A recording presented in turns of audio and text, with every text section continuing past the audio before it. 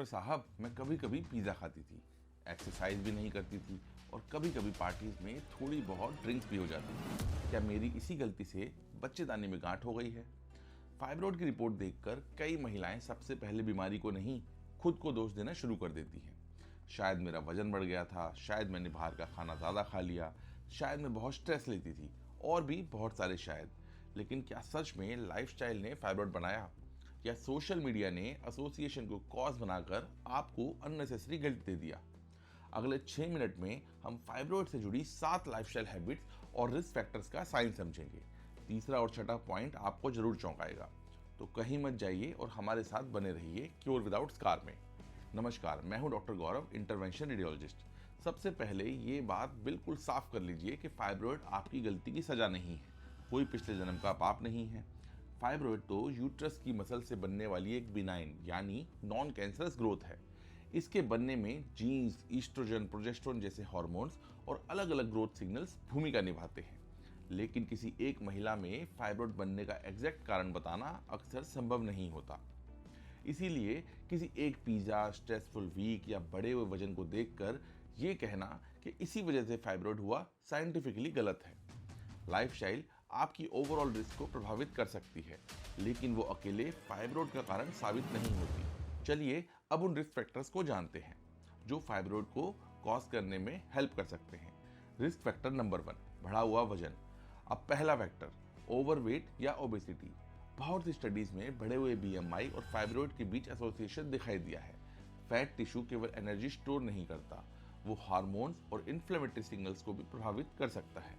लेकिन यहाँ एक बहुत बड़ा फर्क समझिए, ओबेसिटी फाइब्रॉइड का रिस्क फैक्टर हो सकती है, लेकिन हर ओवरवेट महिला को फाइब्रॉइड नहीं होता। बट कभी कभी बहुत सी नॉर्मल वेट महिलाओं को भी फाइब्रॉइड मिल जाता है।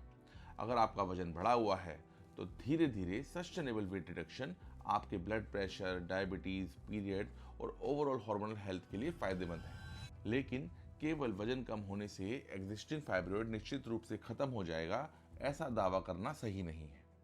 अब रिस्क फैक्टर नंबर 2, अल्कोहल।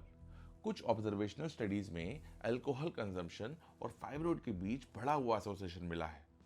एक लार्ज कोहोर्ट में बियर के साथ रिस्क ज्यादा दिखाई दिया था, लेकिन इसका अर्थ यह नहीं कि बियर पीते ही फाइब्रॉइड हो जाएगा। ये रिसर्च एसोसिएशन दिखाती है, डायरेक्ट कॉज नहीं। अलग अलग पॉपुलेशन और स्टडीज में रिजल्ट एक जैसे भी नहीं रहे हैं। फिर भी alcohol overall calories, liver health, blood pressure और कई कैंसर्स को प्रभावित कर सकता है। इसलिए अल्कोहल को अवॉइड या स्ट्रिक्टली लिमिट करना ओवरऑल हेल्थ के लिए सेंसिबल डिसीजन है। और अगर आपको पहले से हैवी पीरियड्स और एनीमिया है तो अल्कोहल आपकी कमजोरी और डिहाइड्रेशन को खराब कर सकता है। Risk factor number 3, smoking. अब स्मोकिंग को लेकर बहुत सारे वायरल मिथ हैं। कुछ वीडियोस दावा करते हैं कि स्मोकिंग फाइब्रॉइड बढ़ाती है, कुछ पुरानी स्टडीज में उल्टा थोड़ा कम रिस्क दिखाई दिया गया है। लेकिन दोनों कंक्लूजन्स को सीधे स्वीकार करना गलत है। अवेलेबल रिसर्च स्मोकिंग को फाइब्रॉइड का कंसिस्टेंट और डायरेक्ट कॉज सिद्ध नहीं करती, लेकिन इसका मतलब ये बिल्कुल नहीं है कि स्मोकिंग सेफ है। Smoking heart disease, stroke, lung disease, cancer और प्रेगनेंसी कॉम्प्लिकेशंस का एस्टैब्लिश्ड रिस्क है। इसलिए स्मोकिंग को आज से ही छोड़िए। Risk factor number 4, pizza, processed food और रेड मीट। अब सवाल, क्या पिज्जा या बाहर का खाना फाइब्रॉइड बनाता है? किसी एक फूड आइटम को फाइब्रॉइड का कारण नहीं कहा जा सकता। कुछ ऑब्जर्वेशनल स्टडीज में ज्यादा रेड मीट, प्रोसेस्ड फूड और कम फ्रूट्स तथा वेजिटेबल वाली डाइटरी पैटर्न के साथ फाइब्रॉइड रिस्क का एसोसिएशन मिला है। लेकिन एविडेंस अभी इतना मजबूत नहीं है कि किसी एक फूड को कल्प्रिट घोषित कर दिया जाए। प्रैक्टिकल रूल आसान है, प्रोसेस्ड फूड कम कीजिए, फ्रूट, वेजिटेबल, पल्सेस और होल ग्रेन्स बढ़ाइए, प्रोटीन पर्याप्त रखिए, क्रैश डाइट और महंगे फाइब्रॉइड डिटॉक्स से बचिए। हेल्दी डाइट आपके वजन और मेटाबॉलिक हेल्थ में मदद करेगी, लेकिन कोई जूस, पाउडर या हर्बल सप्लीमेंट फाइब्रॉइड को जादुई तरीके से गायब नहीं करता है। Risk factor number 5, vitamin D की कमी। कई स्टडीज में कम विटामिन डी लेवल और फाइब्रॉइड की मौजूदगी या ग्रोथ के बीच एसोसिएशन मिला है। ये रिसर्च का प्रॉमिसिंग एरिया है, लेकिन अभी यह कहना जल्दबाजी होगी कि विटामिन डी टैबलेट लेने से हर फाइब्रॉइड श्रिंक हो जाएगा। अगर आपको विटामिन डी डेफिशिएंसी का रिस्क है तो डॉक्टर की सलाह से लेवल चेक कराएं और सप्लीमेंटेशन लें। बिना टेस्ट के हाई डोज विटामिन डी महीनों तक लेना नुकसानदायक हो सकता है।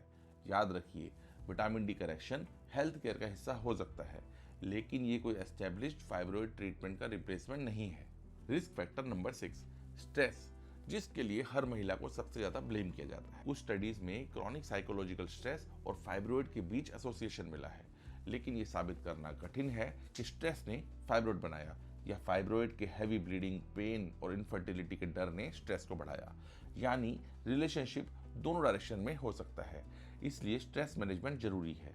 नींद, नियमित एक्सरसाइज, मेडिटेशन, काउंसलिंग या फैमिली सपोर्ट से। लेकिन किसी महिला से ये कहना कि तुमने स्ट्रेस लिया इसलिए फाइब्रॉइड हो गया, गलत और इनसेंसिटिव है। स्ट्रेस कम करना क्वालिटी ऑफ लाइफ सुधार सकता है। ये फाइब्रॉइड गायब करने की कोई गारंटेड थेरेपी नहीं है। Risk factor number 7, family history और प्रेगनेंसी। 7वां पॉइंट लाइफस्टाइल हैबिट नहीं है, लेकिन ये महत्वपूर्ण रिस्क फैक्टर है। अगर आपकी माँ या सगी बहन को फाइब्रॉइड था तो आपका रिस्क बढ़ सकता है, लेकिन फाइब्रॉइड इन्फेक्शन की तरह माँ से बेटी को ट्रांसफर नहीं होता। आपको केवल जेनेटिक ससेप्टिबिलिटी मिल सकती है, फाइब्रॉइड होना तय नहीं है। इसी तरह जिन महिलाओं ने प्रेगनेंसी कंसीव नहीं की है, उनमें कुछ स्टडीज में फाइब्रॉइड का रिस्क ज्यादा मिला है, लेकिन इसे बच्चा ना करने की गलती कहना बिल्कुल गलत है। प्रेगनेंसी करना या ना करना कोई फाइब्रॉइड प्रिवेंशन प्रिस्क्रिप्शन नहीं है। फैमिली हिस्ट्री, एज, पीरियड शुरू होने की उम्र और जीन्स जैसी बहुत सी चीजें आपके कंट्रोल में नहीं होती, इसलिए गिल्ट नहीं, अवेयरनेस बहुत जरूरी है। हेल्दी लाइफस्टाइल फाइब्रॉइड रिस्क और ओवरऑल हेल्थ के लिए जरूरी है, लेकिन एस्टेब्लिश फाइब्रॉइड को केवल डाइट, एक्सरसाइज या सप्लीमेंट से खत्म करने का रिलायबल एविडेंस नहीं है। अगर फाइब्रॉइड छोटा है तो सिम्टम्स नहीं है तो कई बार ऑब्जर्वेशन पर्याप्त होती है, लेकिन अगर पीरियड 7 दिनों से ज्यादा चलते हैं, हर 1-2 घंटे में पैड पूरी तरह सोख हो जाता है, बड़े बड़े क्लॉट्स आते हैं, हीमोग्लोबिन लगातार कम रहता है, पेट में प्रेशर, पेन या बार बार यूरिन आता है, पेट का आकार बढ़ रहा है, तो केवल लाइफस्टाइल वीडियोस देखकर ट्रीटमेंट डिले मत कीजिए। सीबीसी, क्लिनिकल इवैल्यूएशन और अल्ट्रासाउंड जरूर करवाइए। देखिए, हर फाइब्रॉइड को सर्जरी की जरूरत नहीं होती है और हर फाइब्रॉइड को इग्नोर करना भी सही नहीं है। ट्रीटमेंट सिम्टम्स, एनीमिया, फाइब्रॉइड की लोकेशन, साइज, उम्र और फ्यूचर प्रेगनेंसी प्लान्स को देखकर चुना जाता है। ऑप्शंस में ऑब्जर्वेशंस, मेडिसिन, मायोमेक्टमी, हिस्टेक्टमी और बहुत से पेशेंट्स में यूट्राइन आर्टरी एम्बोलाइजेशन यानी यूएई शामिल है। यूएई यूट्रस को प्रिजर्व करने वाला प्रोसीजर है, जिसमें यूट्रस को बचाकर हम फाइब्रॉइड को श्रिंक कर सकते हैं। यूएई में रिस्ट या थाई की आर्टरी से टाइनी पंचर करके कैथेटर द्वारा फाइब्रॉइड की ब्लड सप्लाई ब्लॉक की जाती है। कोई भी बड़ा सर्जिकल कट या स्टिचेस नहीं लगते और रिकवरी सर्जरी की तुलना में जल्दी होती है। अगर आप live uterine artery embolisation case देखना चाहते हैं तो ऊपर दिए एक लिंक पर क्लिक करके आप लाइव केस देख सकते हैं, जिसमें आपके बहुत से डाउट्स और आशंकाएं दूर हो जाएगी। तो आज की 3 बातें याद रखिए।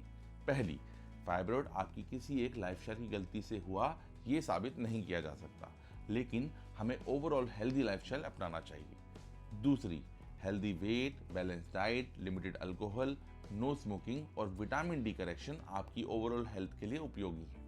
तीसरी, अपनी रिपोर्ट देखकर खुद को दोष देने के बजाय सिम्टम्स पहचानिए और सही इवैल्यूएशन कराइए। अगर आपको या आपके परिवार में किसी महिला को फाइब्रॉइड है तो कमेंट में फाइब्रॉइड लिखिए। मैं या मेरी टीम आपसे कांटेक्ट करके आपको सही गाइडेंस देंगे।